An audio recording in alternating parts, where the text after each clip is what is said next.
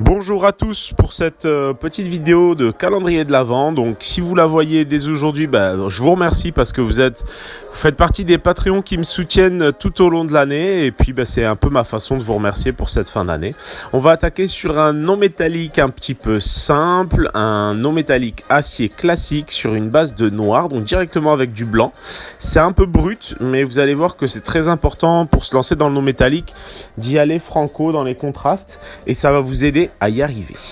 Donc dans un premier temps, j'ai sous-couché en noir la figurine, tout simplement. Et j'attaque avec du blanc. Donc là, je prends du blanc de mémoire, c'est du Procolor.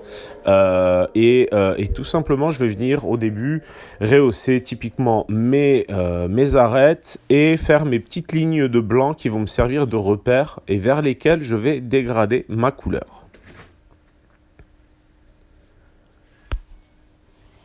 N'hésitez pas du coup, comme d'habitude, à trouver une consistance de dilution laiteuse, c'est-à-dire que vous allez pouvoir facilement pousser votre couleur. Vous remarquerez que mon pinceau n'est pas très chargé, en fait, il n'y a qu'un tiers du poil du pinceau qui est couvert de peinture et avec laquelle finalement je vais jouer et jongler pour créer mes différentes zones de dégradé. Alors le fait d'utiliser du blanc directement sur du noir, comme je le disais, ça va vous permettre un petit peu de passer cette étape qui est assez cruciale, qui est celle de d'oser finalement pousser les contrastes à fond. Et je trouve que dans la méthode, et après avoir finalement donné pas mal de cours, je me rends compte que c'est la méthode la plus efficace pour passer un certain cap. Parce que très souvent, on a tendance à ne pas vouloir aller trop dans l'excès, trop dans le contraste et au final ça ne nous permet pas d'atteindre cet effet de non métallique souhaité. Donc là en passant par ce biais là, n'hésitez pas, ça vous permettra vraiment normalement de passer des caps. Ce qui est intéressant sur cette figurine, c'est qu'en fait on va avoir plusieurs types de zones en termes de non métallique et comme vous le voyez là en fait on est sur une surface assez anguleuse. Ensuite on va pouvoir aussi regarder un petit peu comment ça fonctionne. Vous l'avez vu sur des chaînes sur lesquelles en fait finalement le travail va être assez réduit parce que les surfaces vont être assez réduites et sur tout simplement une boule. Là on est donc en bas sur quelque chose d'assez sphérique, sur le sceptre ça va être assez anguleux. Donc là, ça va être assez simple parce que les angles sont déjà présents. Et vous aurez remarqué que quand c'est sphérique, on va devoir tracer des lignes. Finalement, un peu comme on le sent. On peut aussi regarder des images références sur le net d'objets en métal sphérique ou en tube pour vraiment voir un petit peu où les lignes ont tendance à se poser, les lignes de reflet. Et en fait, tout simplement, une fois qu'on a posé ces lignes de reflet, tirer finalement la peinture vers cette ligne de reflet pour créer le dégradé.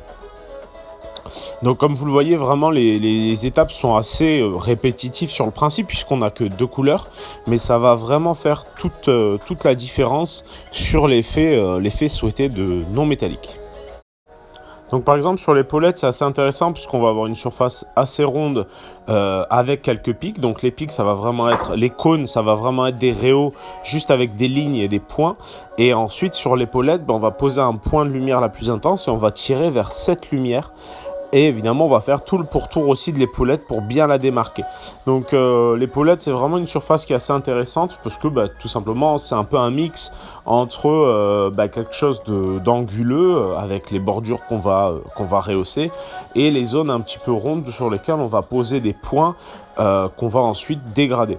Donc le tout cumulé, ça donne une surface assez intéressante puisqu'elle nous permet de traiter différents effets de matière. On attaque aussi les éléments qu'il y a dans le dos, évidemment. Donc, ce qui est intéressant, c'est que de la même manière, en fait, les espèces de boulets qu'il a dans le dos ont différentes formes. Et encore une fois, là, on va traiter finalement ces surfaces-là comme si c'était des lames, c'est-à-dire que chaque surface va finalement prendre d'un côté la lumière et de l'autre côté de l'ombre de façon exagérée toujours. Et pour ce qui est du boulet, là par contre on va mettre effectivement des points de lumière là où finalement la lumière se reflète le plus et vers lequel on va tirer ensuite pour créer le dégradé toujours avec le blanc. Évidemment par la suite rien ne nous empêchera de revenir avec du noir ou du gris sur toutes les zones intermédiaires avec de la peinture très diluée pour refaire nos transitions. Mais en l'état, je trouve vraiment que l'exercice de tirer au blanc directement va être très très intéressant. Donc n'hésitez vraiment pas à vous lancer. De toute façon, les vidéos sont là pour ça aussi, vous permettre de voir que oui, c'est possible. Et ensuite, ça vous permet à vous de passer des paliers.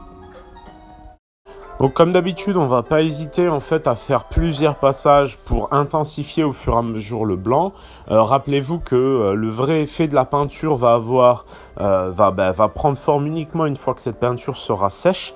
Donc je tourne, c'est-à-dire que je passe sur l'ensemble de la pièce pour revenir sur mes premières étapes et continuer à les booster au fur et à mesure.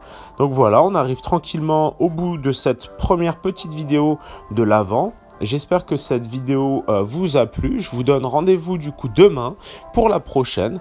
J'espère que vous appréciez ce type de format rapide et simple. Et je vous dis à demain pour la suite.